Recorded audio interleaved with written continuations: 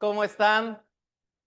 Bien, me da mucho gusto saludarles a todos también. Un cálido saludo a los que nos están viendo vía Zoom. Hoy tenemos nuestro segundo día del seminario de la Biblia. Entonces, al igual que ayer, hoy también comenzamos orando a nuestro Señor para que sea Él quien nos dé todo el entendimiento. Entonces les invito, por favor, una vez más a juntar sus manos, cerrar sus ojos, inclinar su cabeza y yo hago la oración pública, los demás solo en silencio escuchamos. Oramos.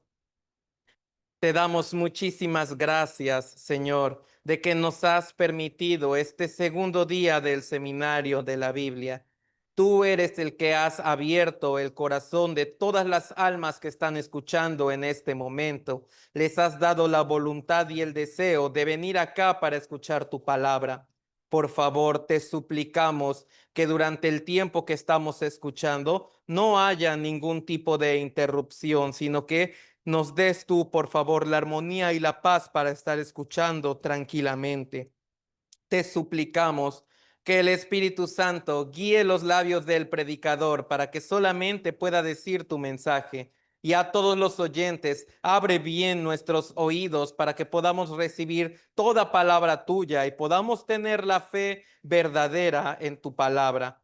Todo esto también le añadimos que si todavía hay personas que están viniendo de camino a este lugar para escuchar tu palabra, cuida sus pasos para que puedan venir con bien.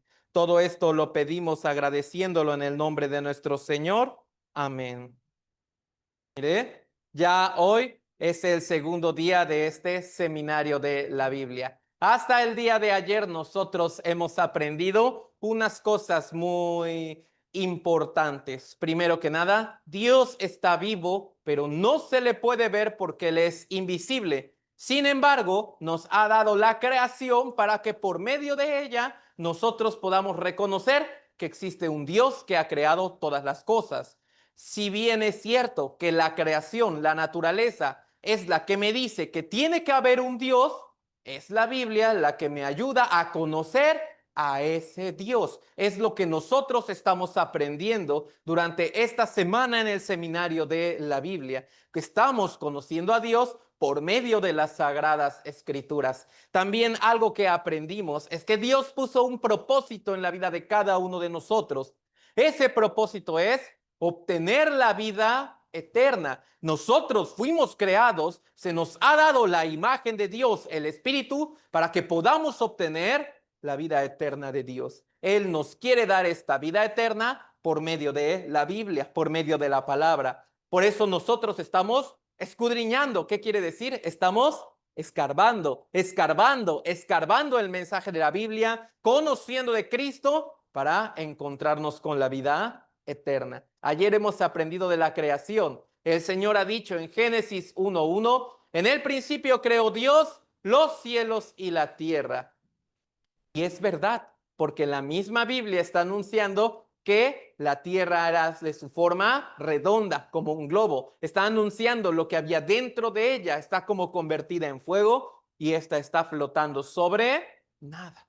Entonces, todo eso la Biblia lo ha anunciado antes de que las personas lo pudieran descubrir. Aprendimos también, la fe es solamente un resultado de escuchar la palabra de Dios. La fe no es algo en lo que nosotros nos tengamos que forzar, sino es algo muy natural que viene de escuchar la palabra de Dios. Entonces, la Biblia está mostrando historias. Si estas historias tienen su prueba de que de verdad pasaron, naturalmente nosotros podemos creer que la Biblia es verdad. Entonces, es justamente lo que hoy vamos a aprender. De verdad, las historias que aparecen específicamente en el libro del Génesis, ¿de verdad estas se habrán cumplido? Al Génesis nosotros lo podemos aprender de 4 historias.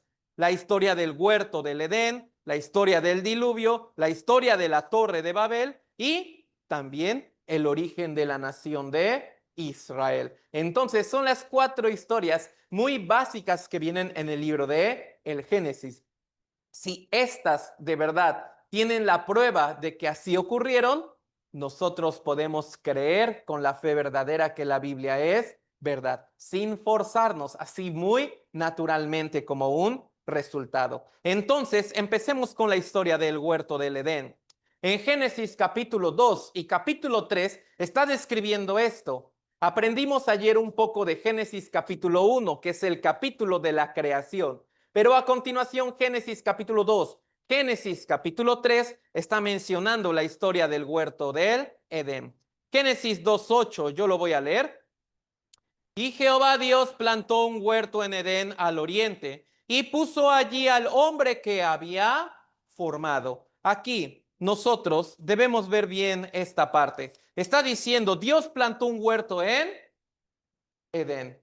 Edén, ¿qué significa Edén? Viene de la palabra hebrea ugarit, que significa gozo o alegría. Entonces, Dios ha puesto este jardín del Edén, ugarit, significa gozo y alegría. ¿Por qué? Ayer nosotros aprendimos de una columna del ateísmo, es que Dios no se ve, pero otra columna del ateísmo es esta.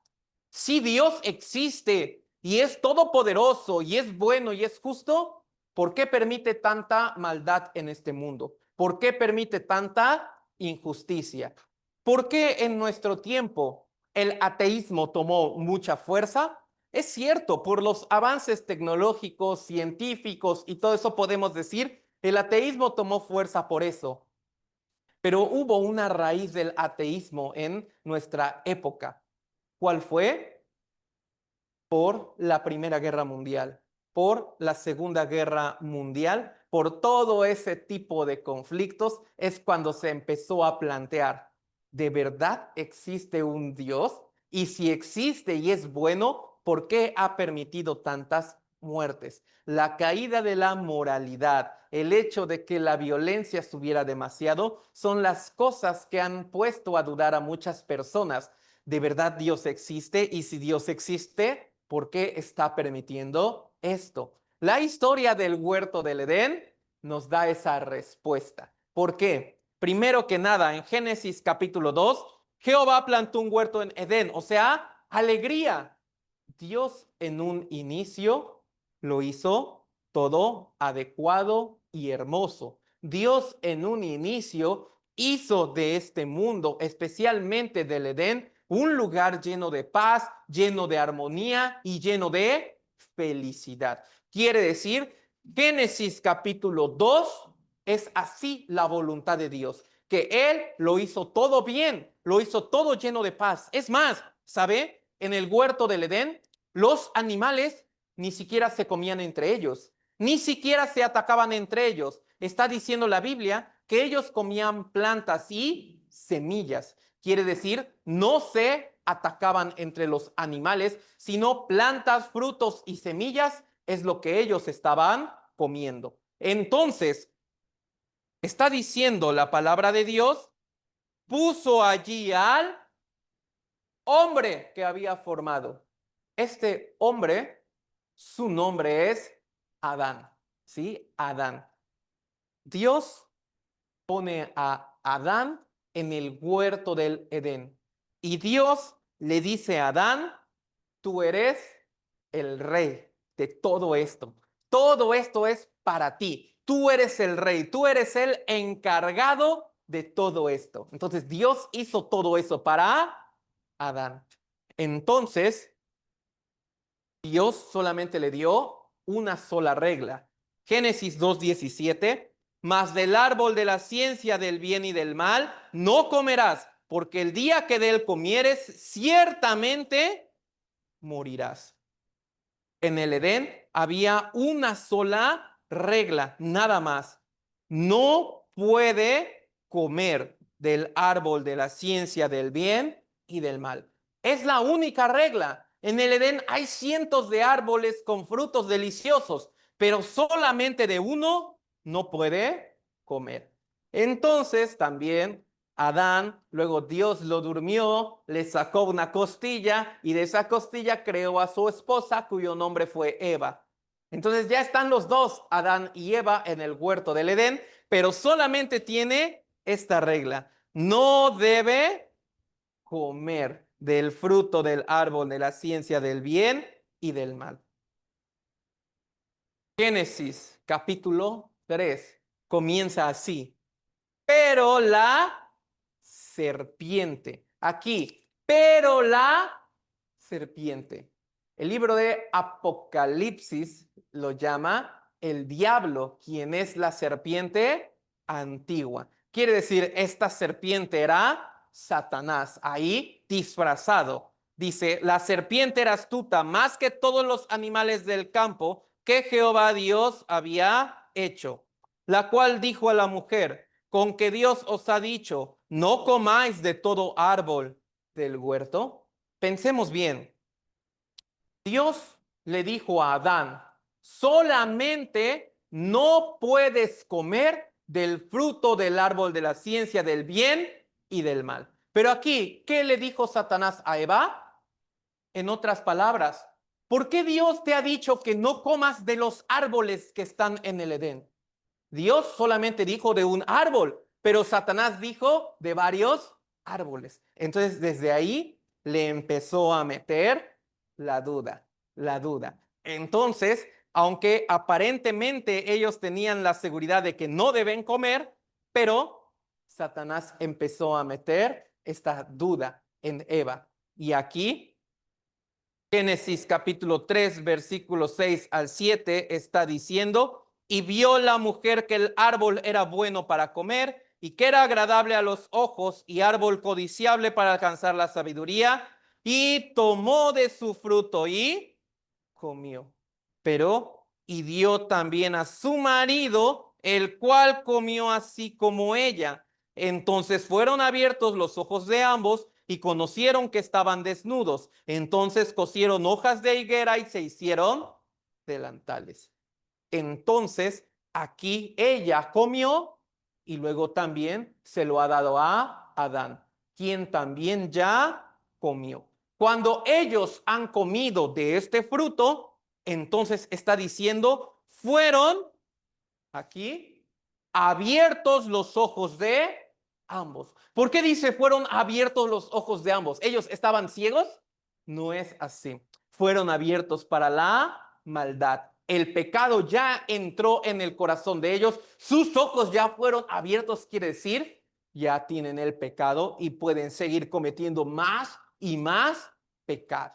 Pero también ellos tuvieron otra reacción. Conocieron que estaban desnudos, quiere decir, sintieron vergüenza. Antes, Adán y Eva, ellos también estaban desnudos, pero ¿por qué ellos no sentían la vergüenza? Porque no tenían pecado, por eso. Pero ahora están sintiendo esta vergüenza como una señal de que ellos ya han cometido el pecado, que ellos son pecadores delante de Dios. Entonces, ellos añadieron un error más. Pusieron hojas de higuera y se hicieron delantales. Trataron de tapar este pecado, trataron de tapar esta vergüenza a su propia idea, a su propia voluntad. Pero esto no les ha servido de nada. Entonces, pensemos bien. Dios es el que les ha dicho, el día que de él comieres, ciertamente morirás. Dios dijo, en el instante en que comas de este fruto, sí o sí te vas a morir. Pero si nosotros leemos hasta Génesis capítulo 5, Adán casi 930 años él vivió, pero Dios dijo, ciertamente morirás. Nosotros debemos entender bien esta parte de la Biblia. ¿Qué es la muerte? La muerte es una separación.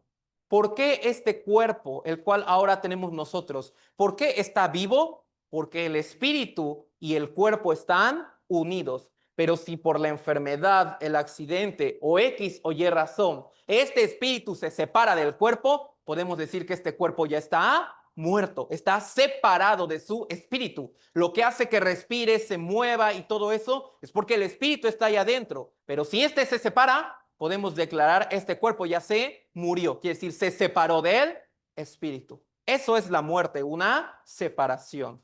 Aquí Ezequiel 18:4. He aquí que todas las almas son mías, como el alma del Padre, así el alma del Hijo es mía. El alma que pecare, esa morirá. Entonces, no solo puede morir el cuerpo, también puede morir el alma y el espíritu. ¿Qué quiere decir? Estas se separan de Dios. Eso es que el alma, que el espíritu se muera, se ha separado de Dios, ya no tiene nada que ver con Dios. Es por eso, Adán no ha comido de este fruto, no tiene vergüenza. Pero cuando él ya come de este fruto y siente la vergüenza, significa él delante de Dios ya está muerto. Su espíritu, su alma ya están muertos, ya se han separado. Y como un síntoma o señal de eso, por eso está sintiendo la vergüenza. Él ya está separado. Aquí, por eso, en Génesis capítulo 2, no aparecen estas palabras que sí salen en Génesis capítulo 3. La palabra maldita, dolor, dolores, maldita será la tierra por tu causa y también dolor. Pensémoslo bien. Aquí podemos ver que solamente hay dos palabras, ¿no? Está la palabra de maldición y está la palabra de dolor. Pero estas palabras, ¿por qué no aparecen en Génesis capítulo 2? ¿Y por qué sí aparecen en Génesis capítulo 3? Porque en Génesis capítulo 2 no hay pecado. Pero en Génesis capítulo 3 ya Adán ha cometido el pecado. Y como resultado vino toda la maldición y vino todo el dolor. Quiere decir que haya dolor y que haya maldición, injusticia y tristeza en este mundo, no es culpa de Dios. Fue culpa del hombre que ha decidido cometer el pecado. Y Dios es justo. Por eso siempre que hay pecado tiene que haber juicio o maldición, porque Dios sí es bueno y ya demostró su amor con Adán, ya le hizo el huerto del Edén y lo puso a él como responsable de todo, pero él fracasó. Entonces vino el dolor y vino la maldición. Pero Dios no tiene culpa en esto. Quien tuvo la culpa fue el hombre que ha decidido cometer el pecado y por ende le ha venido toda esta maldición y todo este dolor. Entonces, nosotros hasta aquí podemos tener algunas dudas. Si nos ponemos a analizar toda esta historia, sí puede haber estas dudas. Primero que nada, ¿qué piensa? ¿Dios es el que sabe todas las cosas o no? Entonces, ¿Dios sabía que Adán iba a cometer este pecado o no? Entonces, si, un ejemplo, si yo fuera Dios y sé esto, yo no haría ese árbol de la ciencia del bien y del mal, si yo fuera Dios. Y esto es algo que causa mucha duda, ¿no? Es que si Dios ya lo sabía, ¿por qué ha puesto todavía este árbol? La respuesta es muy sencilla. Hemos aprendido el día de ayer. ¿Qué es lo que nos hace valiosos delante de Dios? A diferencia de la demás creación, tenemos el espíritu a la imagen de Dios, aprendimos la conciencia y todo eso. Dios creó al hombre, creó al ser humano con el propósito de amarlo y darle la vida eterna. Lo creó como una pareja de amor. Por eso le ha dado al ser humano algo sumamente precioso que no tiene otro animal, que no tiene la demás creación. Es el libre albedrío. Dios ha puesto en el ser humano el libre albedrío. ¿Por qué? Para que el ser humano voluntariamente decida amar a Dios. Pensémoslo bien, ya Dios le demostró su amor a Adán, le hizo el huerto del Edén y todo eso, pero para que sea el amor perfecto, ahora Adán le debe demostrar su amor a Dios. ¿Y de qué manera uno le puede demostrar a Dios que uno lo ama? El Señor dijo, si me amáis, guardad mis mandamientos. Quiere decir, si uno ama a Dios, va a obedecer su palabra. Entonces, esa era la manera en que Adán le podía demostrar a Dios que lo amaba, rechazando este fruto de la ciencia del bien y del mal. Eso era decir, no, porque yo amo a Dios. Entonces, esto sería el amor perfecto. Pensémoslo bien. Si este árbol de la ciencia del bien y del mal no existe, Adán amaría a Dios porque no tiene otra opción. Te amo porque no hay otro camino, no hay otra opción y todo eso. Por eso Dios ha puesto este árbol para que voluntariamente Adán tuviera dos elecciones, obedecer o desobedecer. Y ahí se mostraría su amor para respetar su libre albedrío. No sé los que tienen su matrimonio y todo eso, si su esposa les confesara, es que yo me casé contigo porque me obligaron y no tenía otra opción, ¿cómo se sentiría el esposo?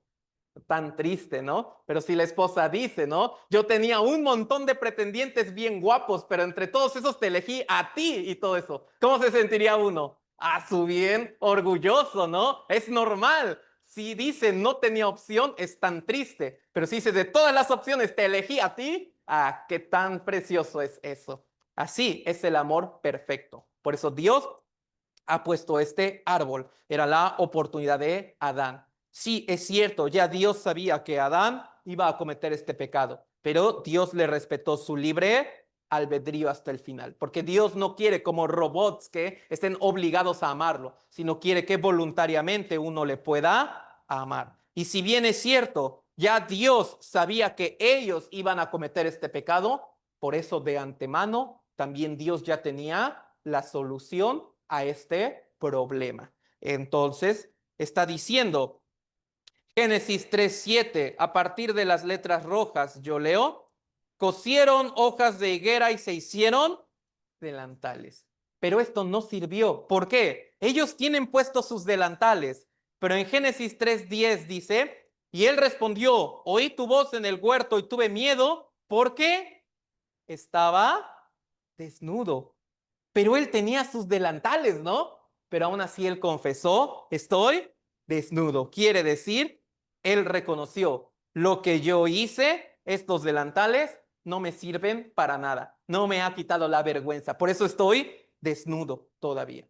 De antemano ya Dios tenía la solución a este problema. Génesis 3:21, y Jehová Dios hizo al hombre y a su mujer túnicas de pieles y los vistió. Entonces, por eso Dios ya, Adán ha reconocido, no sirve esta hoja de higuera que he cosido, eso no sirve, yo sigo desnudo. Entonces, ¿qué hace el Señor? Tiene que matar un animalito.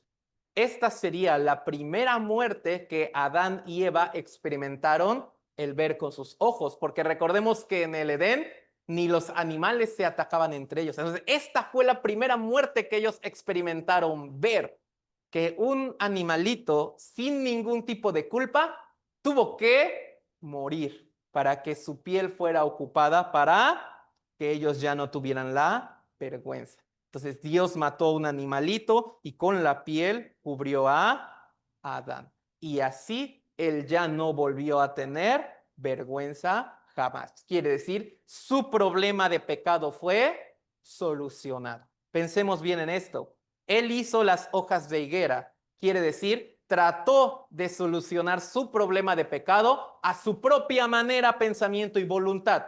Pero esto no sirvió. Quien cometió el pecado fue Adán, pero quien resolvió ese pecado fue Dios. Quiere decir, Dios es el que de verdad puede resolver el problema de pecado. El pecado solamente se puede resolver a la manera de Dios, nada más. Entonces, la manera de Dios, ¿cuál fue? Matar al animalito inocente para que Adán ya no tuviera la vergüenza.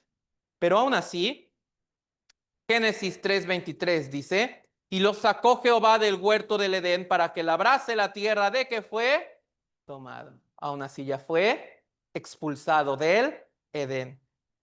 Edén, ¿recuerdan qué significa? Alegría o gozo, felicidad. Así quiere decir, por el pecado, esta alegría se perdió. Por eso, actualmente este mundo está lleno de injusticia, maldad, dolor y tristeza, porque es la consecuencia del pecado que también hay en el mundo. Así. Entonces, Dios, lo aprendimos ayer, aunque este dolor y esta tristeza es consecuencia del pecado, pero Dios ocupa este dolor para atraernos a Él. Ocupa toda esta tristeza para que nosotros vayamos al Señor, y así como Dios hizo con Adán, también el Señor puede solucionar este problema. Aquí, ahora, debemos pensar bien en esto. Esto es la historia del Génesis, pero para poder tener la fe de que esta historia de verdad así ocurrió, necesitamos ver la prueba, necesitamos ver el cumplimiento.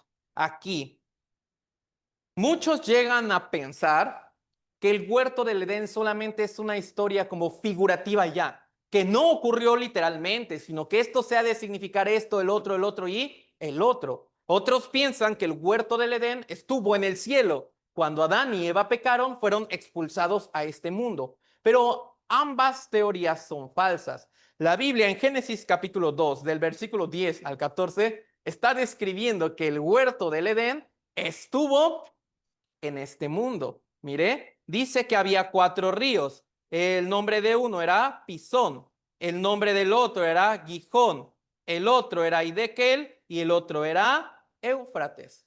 Pero este Hidekel, su mismo como significado, su nombre en griego es el río Tigris. El río Tigris y el río Hidekel son el mismo río, simplemente Hidekel es un nombre en hebreo y Tigris es un nombre en griego, pero son el mismo. Entonces, Pisón, Gijón, Tigris y el río Éufrates. También dijo en la tierra de Ávila, en la tierra de Cus y también en la tierra de Asiria.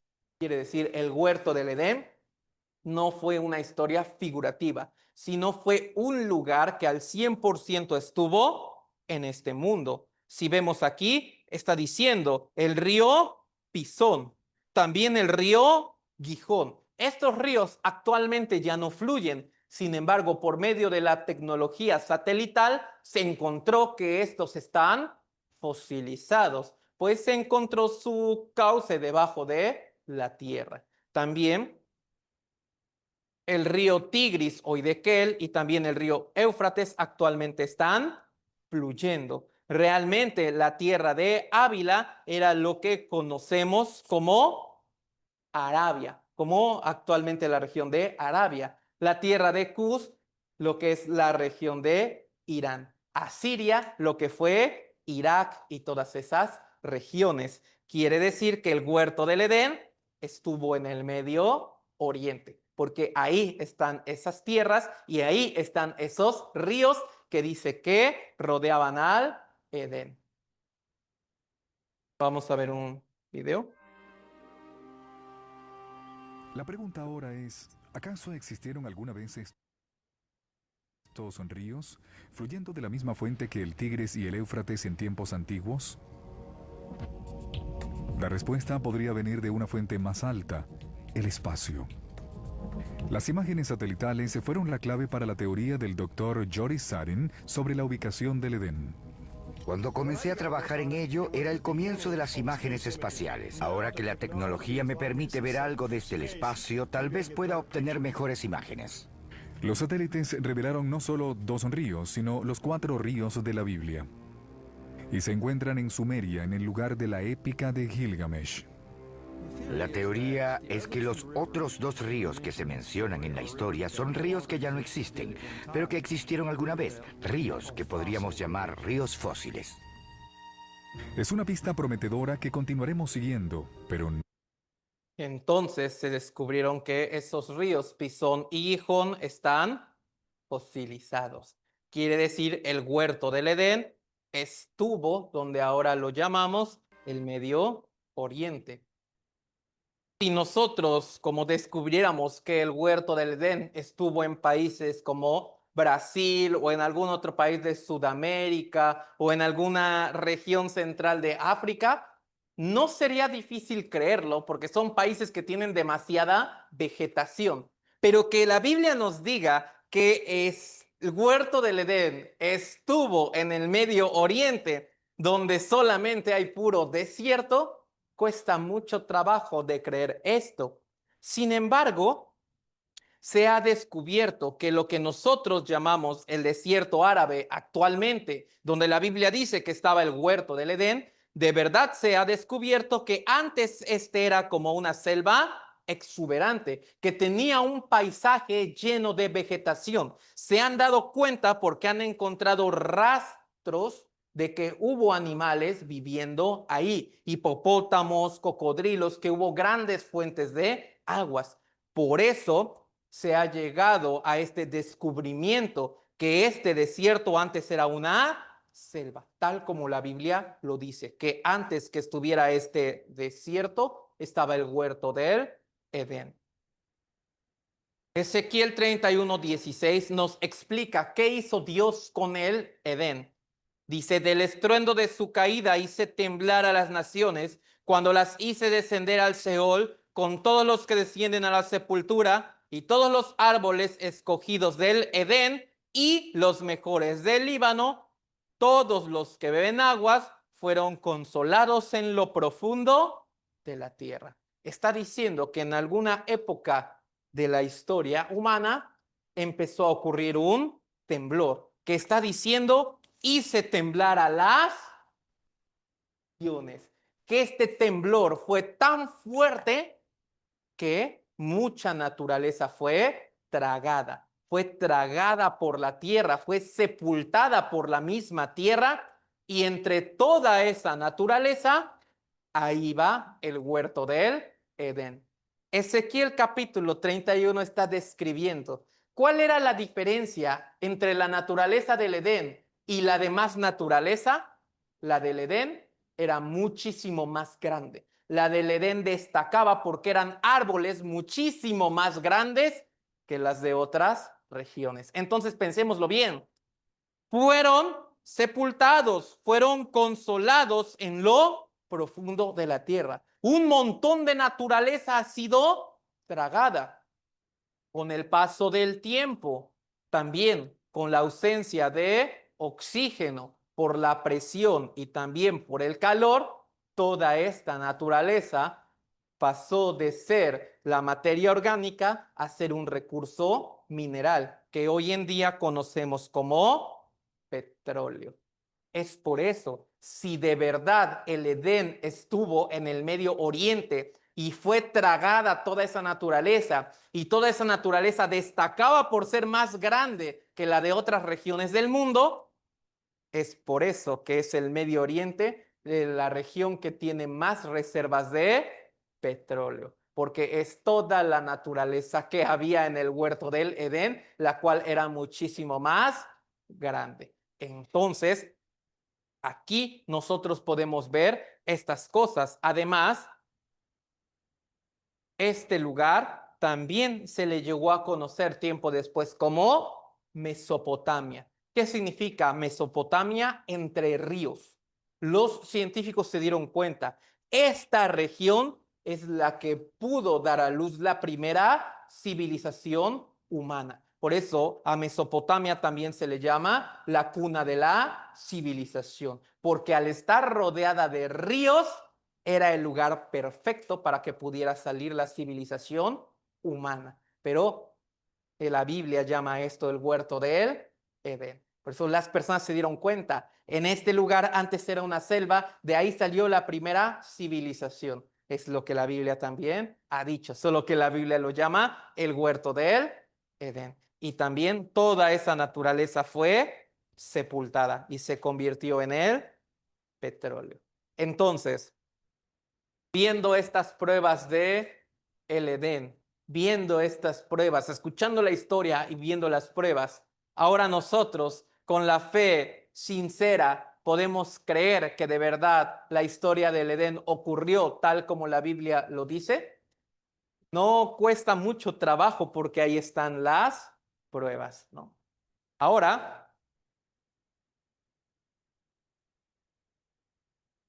viene la otra historia, la historia del diluvio. Es cierto, Génesis capítulo 2 y capítulo 3 menciona el huerto del Edén, pero Génesis capítulo 6, 7, 8 y hasta 9 ahora menciona la historia del diluvio. Entonces, Adán y Eva, ellos ya cometieron el pecado, pero su problema fue solucionado. Pero había un problema más grave todavía.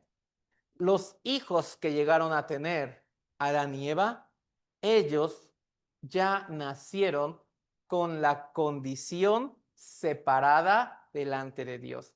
Ellos ya nacieron espiritualmente muertos delante del Señor. Quiere decir, los descendientes de Adán, ellos ya nacieron siendo los pecadores, pero a diferencia de Adán, que él con todo su corazón se arrepintió, sus descendientes no. Y ellos empezaron a cometer todavía muchísimos más pecados, al grado de que está diciendo Génesis capítulo 6, versículo 13 y 14. Yo leo, dijo pues Dios a Noé, he decidido el fin de todo ser, porque la tierra está llena de violencia a causa de ellos. Y he aquí que yo los destruiré con la tierra. Hazte un arca de madera de gofer, harás aposentos en el arca y la calafatearás con brea por dentro y por fuera.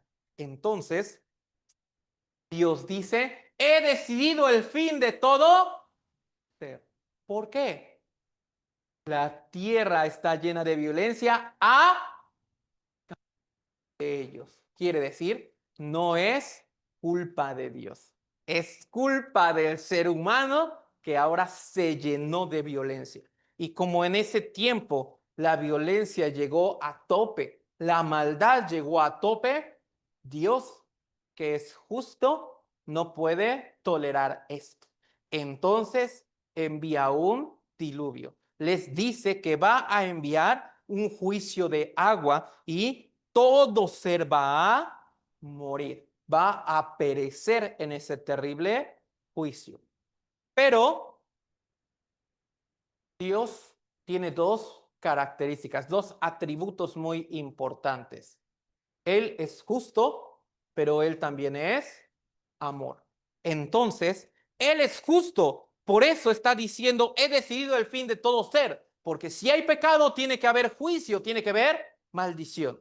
Pero también Dios es amor. ¿Cómo muestra Dios su amor? Hazte un arca. Quiere decir la oportunidad para que esas personas que están bajo el juicio del diluvio puedan salvarse. Por eso aquí vemos los dos atributos de Dios. En el versículo 13, he decidido el fin de todo ser, vemos el atributo de la justicia. Pero en el versículo 14, hazte un arca, vemos el atributo del amor, donde Dios les da una oportunidad para que ellos no mueran en este terrible juicio. Entonces ya Dios por medio de Noé les advierte el juicio, pero también les da la oportunidad. Antes que venga, hay que subirse al arca. Dios también le dio todo el diseño y las medidas del arca a Noé. En Génesis 6:15, y de esta manera la harás. De 300 codos la longitud del arca, de 50 codos su anchura y de 30 codos su altura. ¿Por qué Dios dijo, y de esta manera la? Esta manera de salvación, ¿de quién era? ¿La manera de Dios o la manera del hombre? Es la manera de Dios. Por eso Dios dijo, y de esta manera. Quiere decir, respeta esta manera. No hay otra manera. Solamente hay esta única y exclusiva manera para librarse del juicio del diluvio. ¿Cuál era esa única y exclusiva manera? Entrar al arca. La única manera para poder salvarse es entrar al arca. Por eso 300 codos su longitud, 50 codos su anchura, 30 codos su altura. Aquí nosotros podemos ver una proporción muy interesante. ¿Cuál? El hecho de que su longitud sea 10 veces mayor a su altura. Y también que su longitud sea 6 veces mayor a su anchura. Los estadounidenses hace tiempo hicieron un barco no con estas medidas, pero sí con esta proporción. ¿Cuál proporción? Que 10 veces más la longitud que la altura, 6 veces más la longitud que la anchura. Y así ellos hicieron un buque de guerra que se llamó el USS Oregon. Entonces, se dieron cuenta de algo los estadounidenses. Este barco no sirve para la guerra, es muy lento, pero se dieron cuenta de algo. Estas medidas, esta proporción no es para una guerra, porque este barco es muy lento, pero es sumamente estable, es sumamente firme. Entonces, estas proporciones no eran para navegar, estas proporciones son para flotar y resistir, para mantenerse y no voltearse. Entonces, Dios, que sabía bien todo el oleaje que iba a haber en el diluvio, él mismo preparó las medidas del arca. Entonces, si nosotros vemos las medidas del arca, ya pasándolas a nuestro sistema métrico, tendría que de ancho serían aproximadamente 22 metros, de largo 134 metros y de alto 13 metros. Era mucho más grande que una cancha de fútbol profesional. Entonces, así, con estas medidas, harás aposentos como cuartos, habitaciones y todo eso. Sin embargo, está diciendo, Génesis 6:20, de las aves según su especie, de las bestias según su especie, de todo reptil de la tierra según su especie, 2 de cada especie entrarán contigo para que tengan vida. Uno aquí podría decir, ¿por qué el arca era tan grande? Una respuesta secundaria es esta, porque también Dios iba a meter ahí a los animalitos. ¿Para qué? Acabamos de leer, para que pueda seguir la vida, ¿no? Para que tengan vida, para que pueda continuar la vida en este mundo, Dios va a meter animalitos ahí. Está diciendo 2 de cada especie. Algunos pueden llegar a malentender esto. ¿De verdad cabrían tantos animales? Pensémoslo bien. Dios solamente va a juzgar a todo ser que respire por medio de su nariz. Anfibios, algún tipo de insectos, algún tipo de reptiles, no necesitan ser enjuiciados y ellos pueden sobrevivir en el agua. Entonces ahí se reduce una grandísima cantidad de especies. Además, el Señor está diciendo que estos animales entraron de 2 en 2 en la puerta del arca. Entonces, algunos dicen, si fuera el ratón y la ratona, lo puedo creer. Si fuera el perrito y el perrito, la perrita, lo puedo creer. Pero 2 elefantes, 2 hipopótamos, 2 jirafas, juntos pueden atravesar esa puerta. Todos esos animales ahí iban a caber.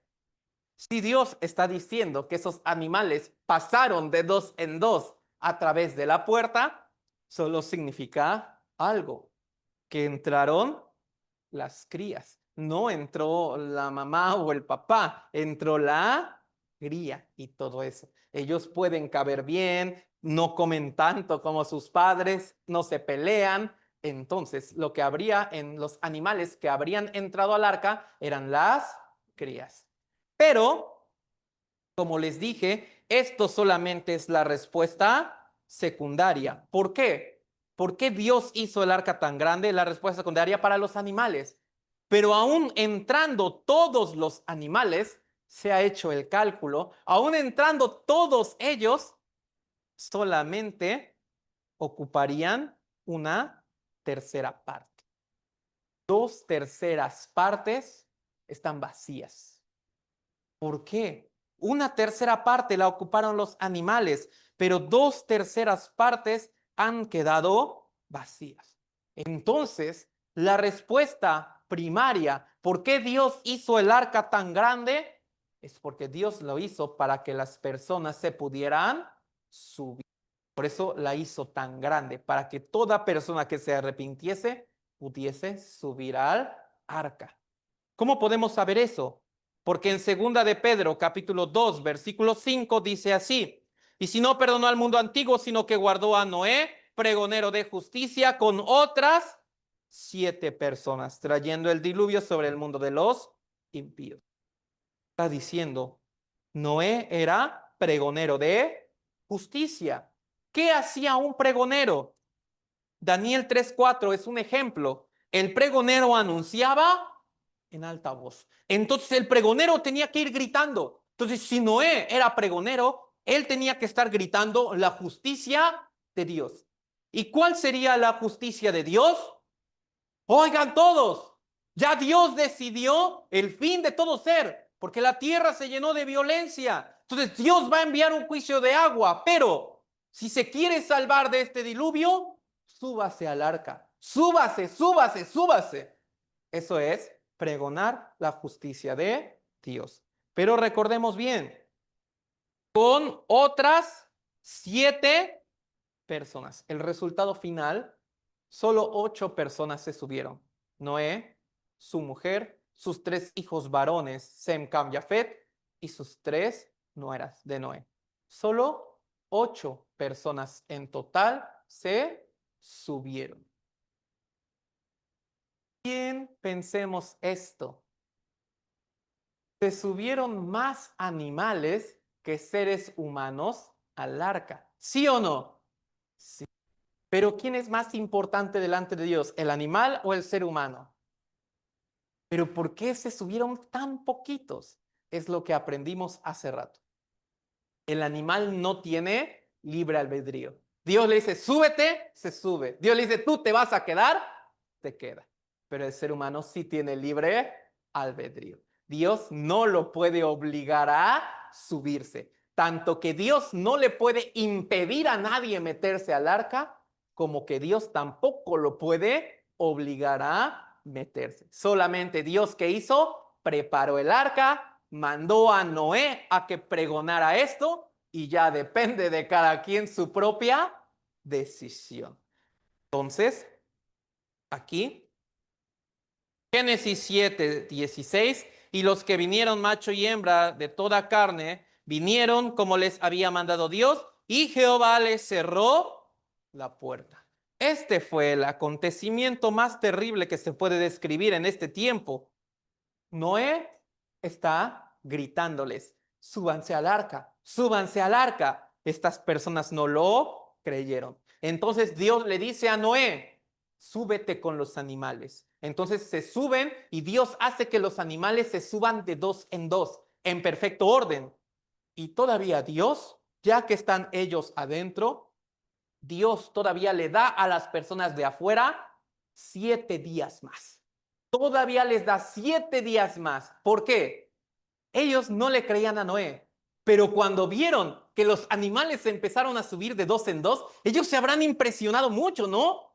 ¡Wow! ¿Por qué la naturaleza se comporta de esta manera, no? Pero no pasó de ser una simple sorpresa y ya, porque aún así ellos no se subieron. Por eso Dios los esperó todavía 7 días más. Pero ellos aún así solo se impresionaron, pero no se subieron. Jehová les cerró la puerta. ¿Qué significa? Dios tiene la paciencia y espera, pero no espera para siempre. Su paciencia sí tiene un límite. Entonces dice, y Jehová les cerró la puerta, significa hasta aquí. No hay más oportunidad. Y por aquí se cerró la puerta, ocurrió esto. En el año 600 de la vida de Noé, en el mes segundo a los 17 días del mes, aquel día fueron rotas todas las fuentes del grande abismo y las cataratas de los cielos fueron abiertas. Y hubo lluvias sobre la tierra 40 días y 40 noches. Por aquí se cerró la puerta del arca, comenzó el juicio del diluvio, el cual está diciendo, era una lluvia, pero que caía como cataratas, como cascadas, tan fuerte. Y no solo lluvias, sino las fuentes del grande abismo. Quiere decir, salió agua dentro de la tierra. maremotos, tsunamis. Entonces, lluvias como cataratas, como cascadas y al mismo tiempo tsunamis por 40 días seguidos. Toda la tierra quedó inundada. Todo ser que respiraba por su nariz murió, a excepción de los que estaban dentro de él. Se hizo un como experimento. ¿De verdad el arca podría soportar todo esto? Porque se calcula que el mínimo tamaño de altura que debían tener las olas sería como de 20 metros aproximadamente. Y el máximo que llegaría a tener la ola serían como 60 metros. Entonces, ¿el arca podría soportar este oleaje? Algunos científicos no se quedaron con la duda, sino que hicieron el experimento en un laboratorio, en un tanque de agua, hicieron el arca a tamaño escala y también simularon el oleaje a tamaño escala para ver si ésta se voltea o no. Using the information given to us by Dr. Morris, we took our model of the Ark and placed it in the test Ahí tank at the está Marine el Laboratory. experimento. Entonces, When subjected to the irregular waves generally found on the ocean, the Ark was deemed not only seaworthy, but exceptionally stable. Y es una Then the similar test ola de tank hasta duplicated 60 waves metros de equivalent altura. to 200-foot tidal waves, waves far larger than the Ark would have experienced during the flood. Again, the Ark was not only seaworthy, Pero increíblemente el arca es perfectamente segura y estable por las dimensiones que Dios ha dado. Todo ser murió a excepción de los que estaban dentro del arca. Pensémoslo bien. Mientras Noé estaba pregonando, la gente no creía. Ellos decían, ¿cómo va a venir un juicio de agua? ¿Cómo va a venir? Pero ¿qué piensa? Cuando ellos vieron las primeras gotas de lluvia caer, ¿ellos ya habrán creído o no? Totalmente. ¿Habrán ido al arca o no? Sí, pero ya no se les dio una oportunidad más. Así, llore, grite, suplique perdón, se acabó su oportunidad. Mientras la puerta está abierta, puede experimentar la gracia, la misericordia y el amor de Dios. Pero cuando la puerta se cerró, ahora solamente deben experimentar la ira, la condenación de un Dios justo. Entonces ellos desaprovecharon esta oportunidad y cuando ellos se arrepintieron, ya era demasiado tarde. Ahora todos ellos tenían que morir en el diluvio. Pueden salir estas dudas. ¿De dónde pudo venir tanta agua que habrá sepultado toda la tierra? Está diciendo las cataratas de los cielos y también las fuentes del grande abismo. Es lo que dice Génesis capítulo 7. ¿De dónde sale toda esta agua? La respuesta viene en Génesis capítulo 1. En Génesis capítulo 1 dice el versículo 2, y el Espíritu de Dios se movía sobre la faz de las aguas. Quiere decir, en un inicio, toda la tierra estaba cubierta por agua. Y esto que dice el libro del Génesis hace 3500 años, en marzo del 2020, lo corroboraron. La tierra estaba cubierta totalmente de agua y no tenía continentes en sus inicios. Esto lo descubrieron en marzo del 2020. Tal como la Biblia lo dijo, toda estaba cubierta por agua. Pero en el segundo día de la creación es cuando Dios separó estas aguas. Está diciendo, luego dijo Dios, haya expansión en medio de las aguas y separe las aguas de las aguas. E hizo Dios la expansión y separó las aguas que estaban debajo de la expansión. Expansión es la tierra, de las aguas que estaban sobre la expansión. Entonces Dios separó estas aguas y puso aguas sobre la tierra y puso agua dentro de la tierra. Es por eso que a nosotros nos llega a causar este tipo de duda, ¿no? ¿Cómo que Noé se subió al arca cuando él tenía 600 años? ¿Cómo que Adán, él se murió hasta los 930 años de edad? Cuando usted lea el libro de El Génesis, póngale mucha atención a las edades y se va a encontrar con esto. Las edades antes del diluvio, en promedio, todas son de 900 años, en promedio. Pero una vez que ocurre el diluvio, las edades bajan a un promedio de 500 años de edad.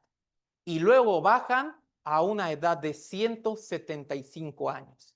Y luego bajan a una edad de 110 años hasta que se estabilizan en 70 a 80 años. ¿Por qué? Una vez que ocurrió el diluvio, vino toda esta caída de las edades. ¿Por cuál razón?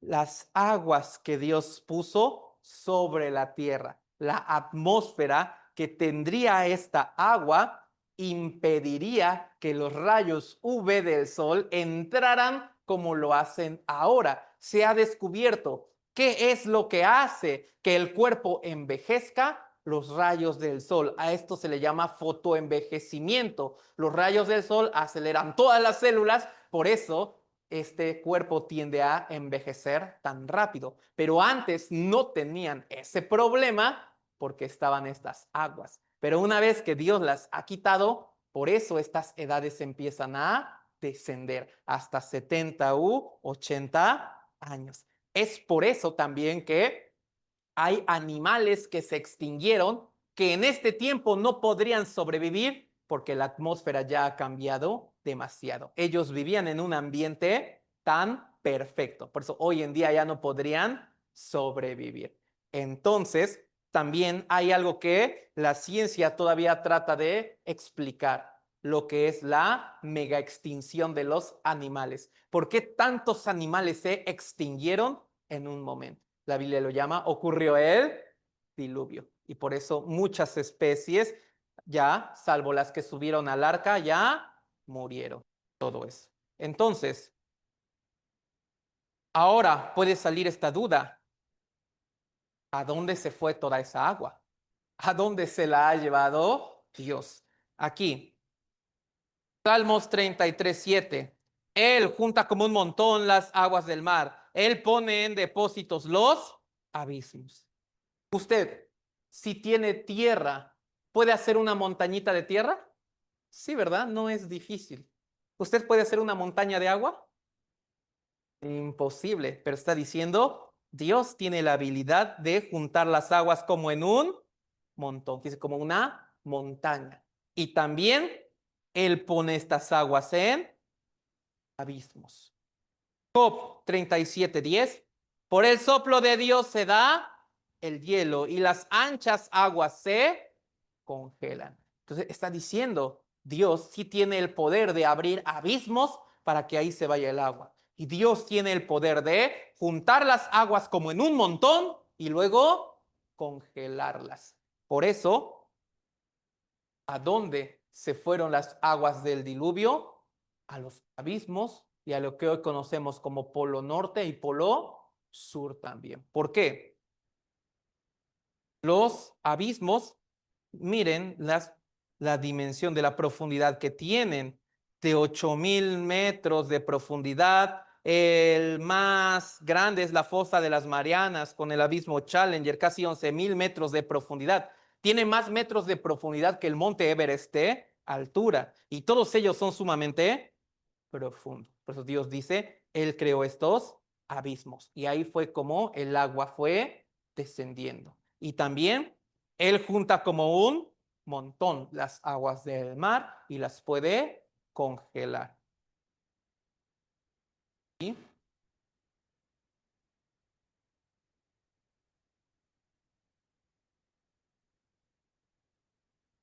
¿Sabe?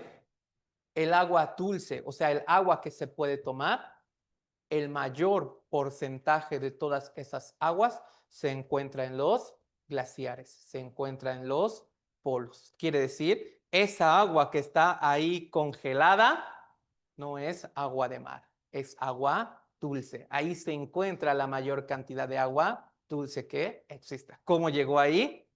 ¿Cómo se hizo una montañita? ¿Cómo se congeló? El Señor dice, Él tiene ese poder de hacer todas estas cosas. También, si dice esto, uno no debe confundirse. Uno pensaría que el diluvio en su totalidad sí duró 40 días. Entonces uno pensaría, entonces, ¿cuántos días duró Noé en el arca? 40 días. Pero no es cierto. El diluvio sí tardó 40 días, pero Noé estuvo dentro del arca un año. ¿Por qué? Los primeros 40 días estuvo lloviendo y con maremotos y todo eso. Pero ya en el día 41 esto se detuvo. Pero por 150 días ahí estuvieron flotando, con todo ese nivel de agua ahí. Otros 150 días las aguas empezaron a descender. Y otro tanto de días la tierra tardó en secarse. Para cuando Noé salió del arca, él ya tenía 601 años, siendo que entró de 600 años de edad. Entonces, si las aguas cubrieron todas las montañas y luego esta descendió, sí debería haber una prueba de esto, ¿no? Y sí lo hay. Toda la cantidad de fósiles de peces, de fósiles marinos que se han encontrado en las montañas. Aquí, fósiles de distintas especies marinas en la punta del monte Everest, que es la montaña más alta. También, cientos de fósiles marinos de Nuevo León se exhiben en el noroeste del museo. Aquí está diciendo que había un mar interior que cruzaba Nuevo León, Texas y llegaba hasta Canadá, que toda esa región estaba bajo un océano. Por eso en sus montañas han encontrado muchos fósiles de peces. Encuentran el fósil de una ballena en una montaña de California. Encuentran peces fosilizados en los Himalaya. En el estado de Puebla también encuentran en sus montañas, siendo que en Puebla no hay mar, encuentran en sus montañas una gran cantidad de fósiles de peces. También, especialmente, un lugar que se llama Tepeji de Rodríguez, en la cantera de Tlayúa, donde trabajan la laja, ahí se encuentran con un montón de fósiles de peces. ¿Cómo han llegado todos estos peces a esas cimas de las montañas? Solo hay una respuesta. Un mar las debió cubrir por completo. Y es lógico, cuando este mar descendió, estos peces ahí se quedaron atrapados y quedaron fosilizados. Entonces, ¿el diluvio de verdad habría ocurrido o no?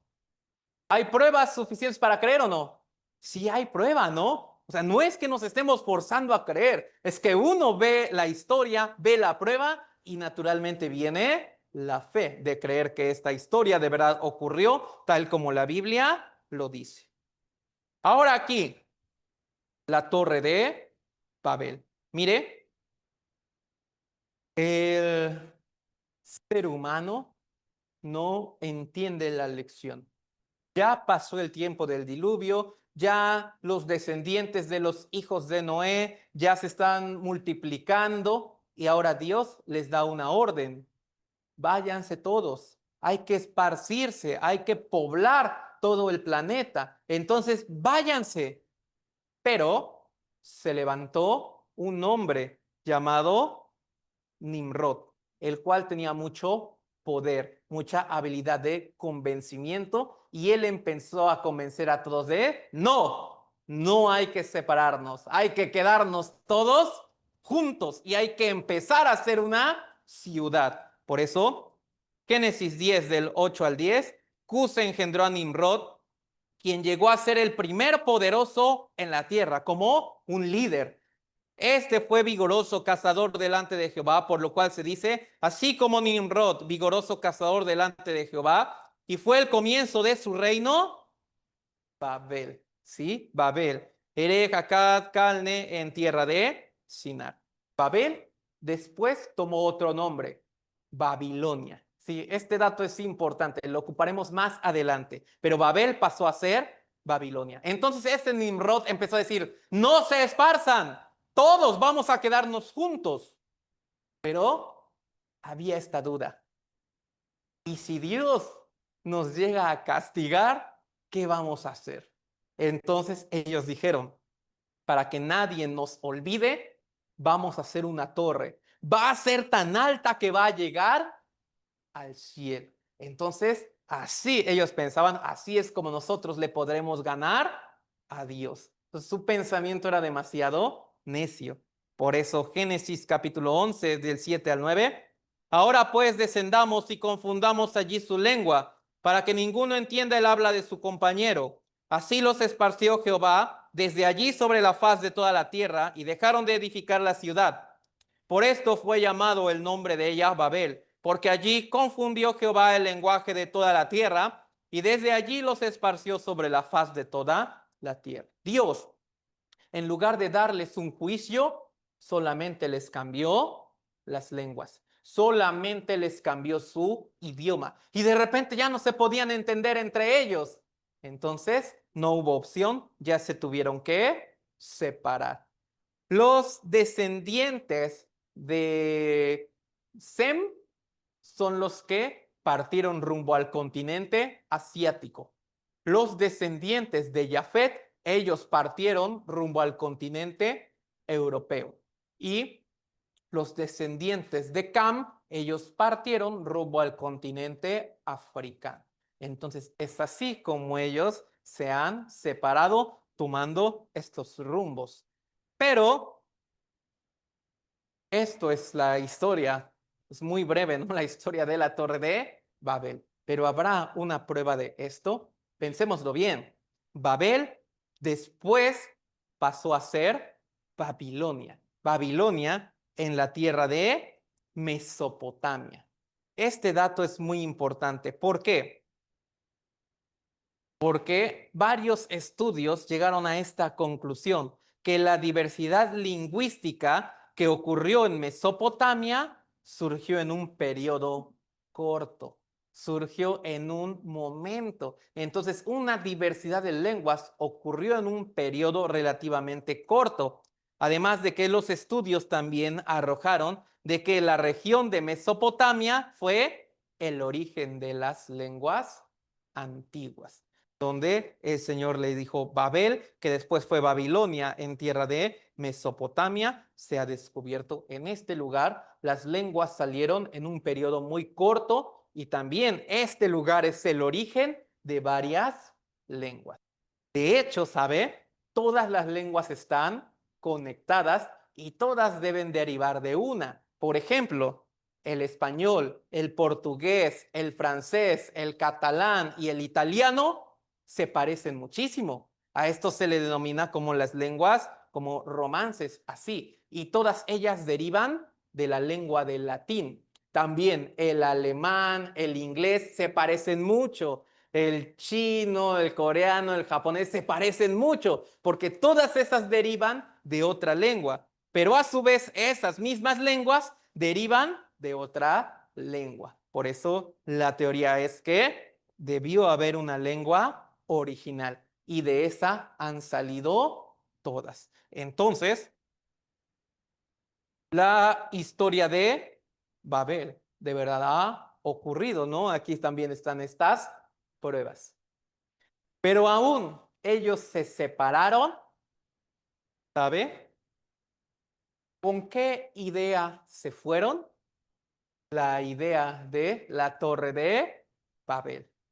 Es por eso que muchas civilizaciones que no tenían contacto entre ellas hicieron las pirámides con las formas tan iguales. Es cierto, algunos los ocuparon para enterrar a sus reyes, otros como centros de adoración, pero ¿por qué muchas pirámides se parecen si esas civilizaciones no tenían comunicación entre ellas? ¿Por qué varios lugares del mundo? ¿Por qué la necesidad de hacer la pirámide? Todos ellos se fueron con la idea de la Torre de Babel y empezaron a construir esas cosas. También ocurrió este problema tan grave. Salmos 14 del 1 al 3 es la descripción de la gente en el tiempo en la Torre de Babel. Dice el necio en su corazón, no hay Dios, se han corrompido, hacen obras abominables, no hay quien haga el bien. Jehová miró desde los cielos sobre los hijos de los hombres para ver si había algún entendido que buscara a Dios. Todos se desviaron, a una se han corrompido. No hay quien haga lo bueno, no hay ni siquiera uno. Quiere decir, ellos empezaron a decir, no hay Dios. Y a donde ellos se separaron, empezaron a adorar diferentes dioses. Empezaron a crear sus diferentes religiones también. Empezaron a hacer su propia manera de vivir y llegó el tiempo más oscuro, hablando espiritualmente.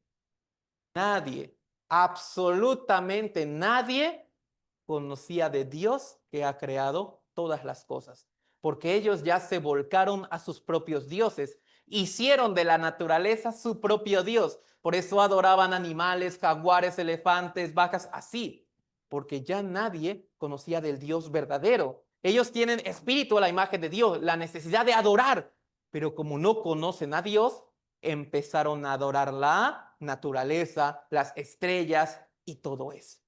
Y ya nadie conocía de Dios. Y aquí viene un gran problema. Dios le quiere dar su bendición a todas las personas, pero ¿cómo se las va a dar si ellas ya ni siquiera lo conocen, ya ni siquiera saben de su existencia? Es aquí cuando inicia Génesis capítulo 12, donde Dios toma a un hombre llamado Abraham y le dice, por medio de ti voy a formar una nación, se va a llamar Israel. Y por medio de esa nación de Israel, ella tiene un encargo de hacerle ver a todas las personas del mundo cuál es el Dios verdadero. Por eso es que Dios se empezó a formar a la nación de Israel, país que actualmente aún existe. Lo empezó a formar con una misión. Tú tienes que hacerle ver a todas las personas del mundo que creen en otros dioses, tú le tienes que hacer ver cuál es el verdadero Dios. Aquí, por eso, Génesis capítulo 12, desde ahí comienza la historia de Israel. Y vamos a empezar a ver este nombre de Israel hasta el último capítulo de la Biblia, el Apocalipsis, sigue apareciendo este nombre. Por eso ese país, esa nación es de suma importancia. Aquí, pero Jehová había dicho a Abraham, vete de tu tierra y de tu parentela y de la casa de tu padre a la tierra que te mostraré. Y haré de ti una nación grande y te bendeciré y engrandeceré tu nombre y serás bendición. Bendeciré a los que te bendijeren y a los que te maldijeren, maldeciré. Y serán benditas en ti todas las familias de la tierra. Entonces, Dios escoge a Abraham y le está diciendo, te bendeciré. ¿Qué tipo de bendición le dará Dios a este país? Poder, riqueza, fama, conocimiento. Porque por medio de esto ellos deben demostrar a todas las demás naciones que Dios está vivo. Y cuando las demás naciones sepan que Dios está vivo, cuál es el Dios verdadero, entonces Dios le dará la bendición espiritual a todas las familias de la tierra. Entonces Dios no concentró su bendición en Israel, sino en todas las personas del mundo, pero eligió a Israel para que éste pudiera testificar sobre Dios. Por eso Abraham fue llamado, él es el patriarca de la nación de Israel.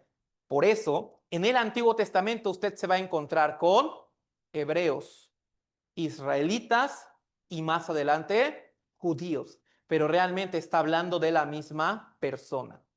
¿Por qué hebreos? Está diciendo, Dios llamó a Abraham. Él vivía en un lugar llamado Ur de los Caldeos y él tenía que ir a la tierra de Harán y luego a la tierra de Canaán. Para poder pasar a esas tierras, él tuvo que atravesar el río Éufrates. Cuando él atravesó el río Éufrates, todos le empezaron a decir hebreo, porque hebreo significa el que cruza el río. Entonces, por eso a Abraham y a sus descendientes los empezaron a llamar los hebreos. Aquí, Isaías 43:10. Vosotros sois mis testigos, dice Jehová, y mi siervo que yo escogí, para que me conozcáis y creáis y entendáis que yo mismo soy. Antes de mí no fue formado Dios, ni lo será después de mí. El propósito de Israel es este. Vosotros sois mis testigos. Mi siervo que yo escogí.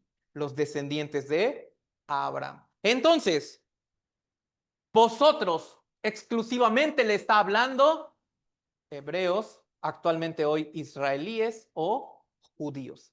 Entonces, ellos son testigos de Jehová, testigos de Dios. Mire, quiero decir esto de verdad con mucho respeto. Pero vosotros no le está hablando a todas las personas. Le está hablando solamente a los descendientes de Abraham.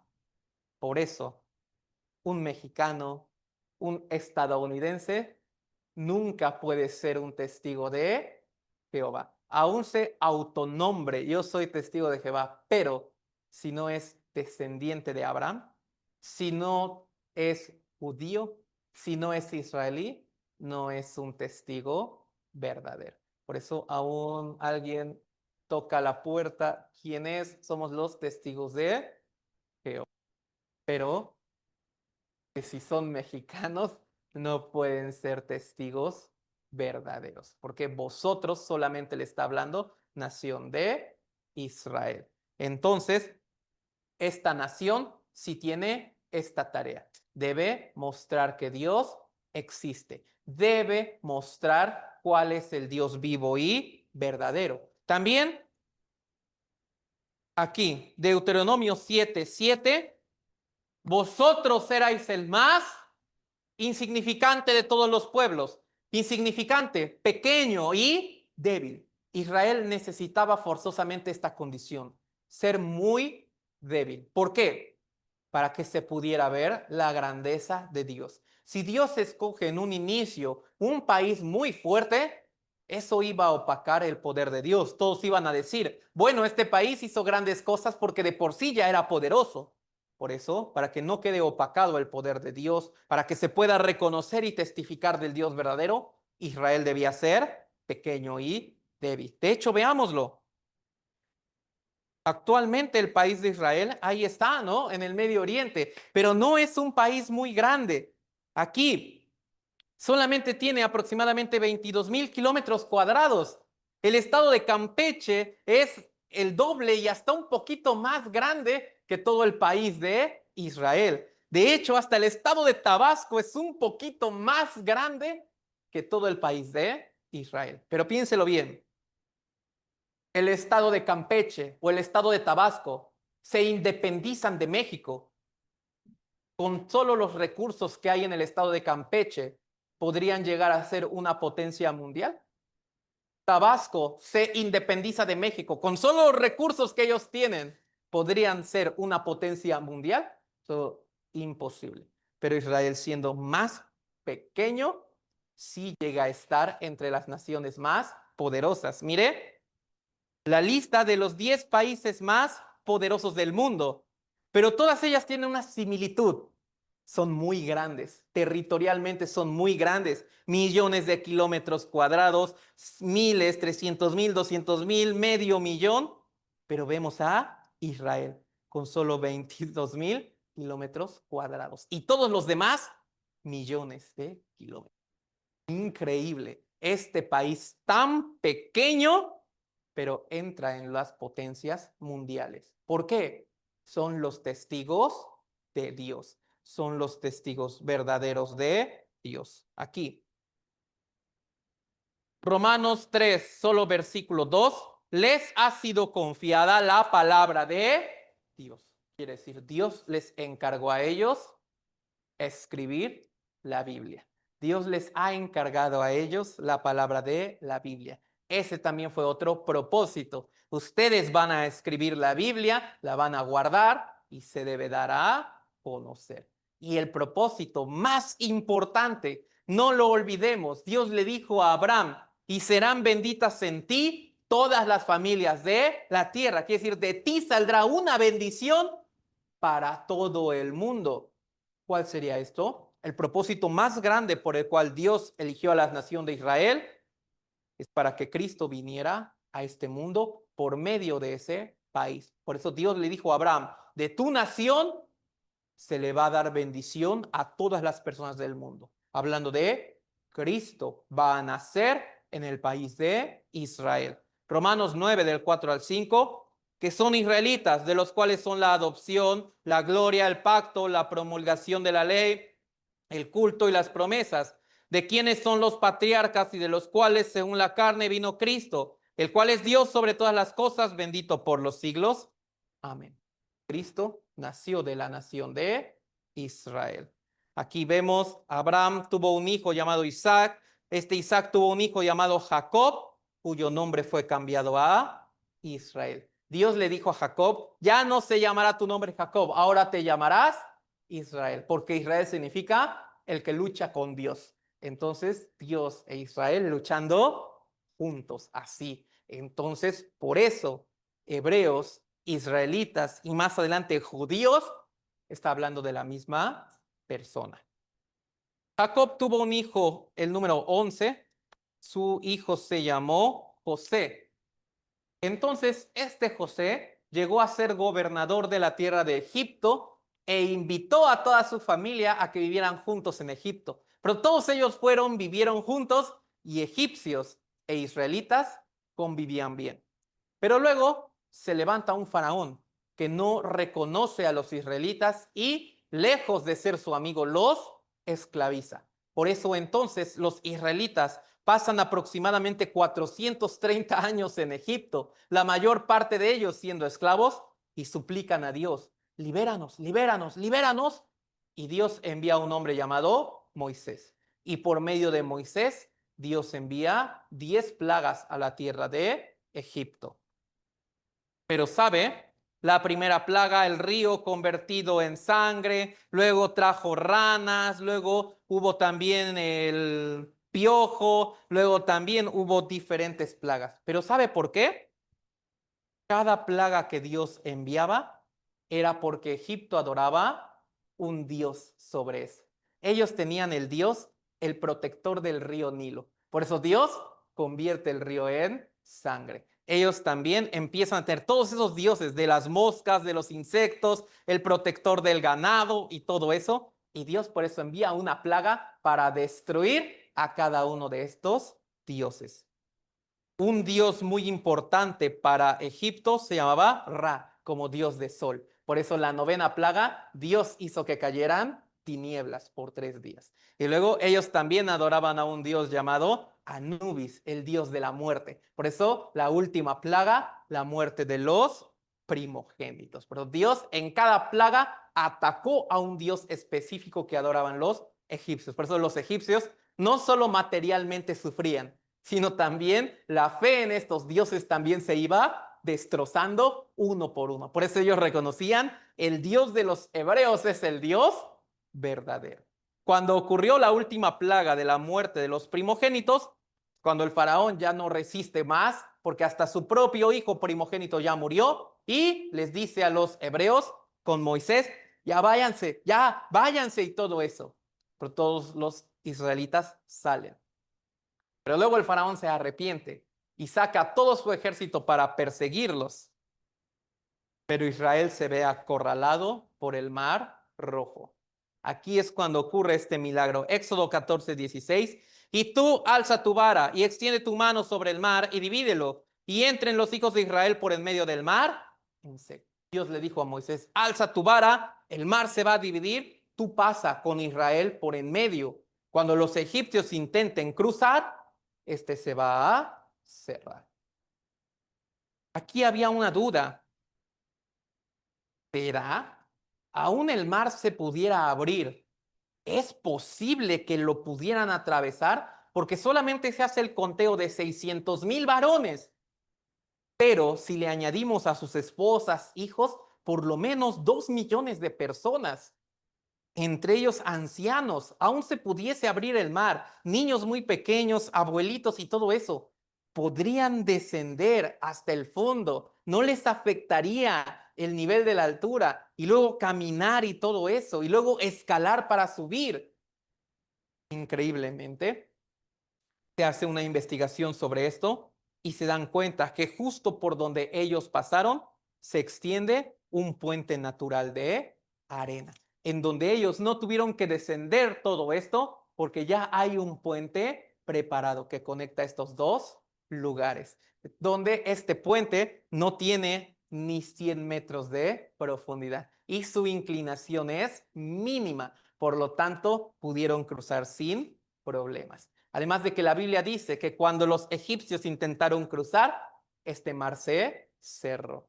Cuando se metieron por medio de robots y submarinos, aquí, un hombre llamado Michael Root, profesor de hebreo antiguo y arqueólogo, usa cámaras robóticas submarinas en el Golfo de Aqaba, también conocido como Yam Suf, y todo esto, lo que encontraron ahí, que fue corales. Corales. Mire, seamos sinceros. Esto tiene miles de años que ocurrió. No esperaríamos ver todavía madera ahí, porque ya se debió desintegrar con el paso del tiempo. Pero sí vemos que encontraron corales, corales con formas muy raras, con formas de ruedas de carros. ¿Por qué? Las ruedas de los carros de los capitanes siempre le ponían metal u oro y ese no se puede desintegrar. Por eso el coral toma la forma del objeto al que se adhiere. Por eso en este lugar han encontrado ruedas con sus ejes, incluso hasta armas. Y todas ellas datan del siglo XIV antes de Cristo, que coincide con la fecha en la que Israel salió de Ai. Algunos dijeron, ¿se habrá hundido algún barco? Pero no hay hallazgo de algún barco, solo ruedas de carros con sus armas. Quiere decir, de verdad, esto ha ocurrido. De verdad, tal como la Biblia lo dice, esto así ocurrió. Entonces, ¿qué piensan? ¿Esta historia de Israel que acabamos de aprender, habría ocurrido o no? Ahí está toda la prueba. Entonces, Edén, diluvio, la torre de Babel y también el origen de Israel. ¿Son historias que al 100% pasaron o no? Totalmente. Ahí está toda la prueba. Entonces, hoy nosotros hemos aprendido hasta acá. Por eso también, el día de mañana también vamos a aprender el tema bien importante. Hasta hoy hemos acabado como la historia nada más. A partir de mañana vamos a empezar a aprender sobre la profecía. ¿Por qué? Si hacemos un cálculo, una de cada 4 palabras de la Biblia es la profecía, los acontecimientos futuros y cómo estos se están cumpliendo. Por eso mañana vamos a aprender bien sobre esto. El día de hoy aprendemos hasta acá. Mañana, ¿sí va a poder venir? Primero Dios, ¿no? Si Dios quiere. Si quiere, no hemos aprendido, pero también usted ha demostrado que sí quiere, por eso ha venido. Entonces, también como para terminar, vamos a orar juntos al Señor de la misma manera que como hemos comenzado. Amado Señor, te damos muchas gracias de que nos has permitido este segundo día del seminario de la Biblia. Hoy nos hemos llevado una gran sorpresa de ver cómo las historias que han ocurrido, de verdad, estas se van cumpliendo. Te agradecemos mucho en tu infinita misericordia que nos hayas permitido escuchar bien. Por favor, lleva con bien a todos a sus hogares para que el día de mañana también podamos venir a escuchar tu preciosa palabra. También te agradecemos por los que están escuchando a distancia. Sígueles abriendo su corazón tan precioso para que podamos seguir aprendiendo juntos. Todo esto lo agradecemos en el nombre de nuestro Señor Jesús. Amén. Entonces también mañana aquí nos vemos. Por eso, pensando también en los que nos están escuchando a distancia, aquí nosotros podemos compartir un pancito, ¿verdad? Pero ellos no. Por eso no se preocupen, yo le tomé la foto a un pan, por eso que lo disfruten a distancia todos ustedes. Cuídense mucho los que están en línea, que Dios les bendiga. Nos vemos mañana.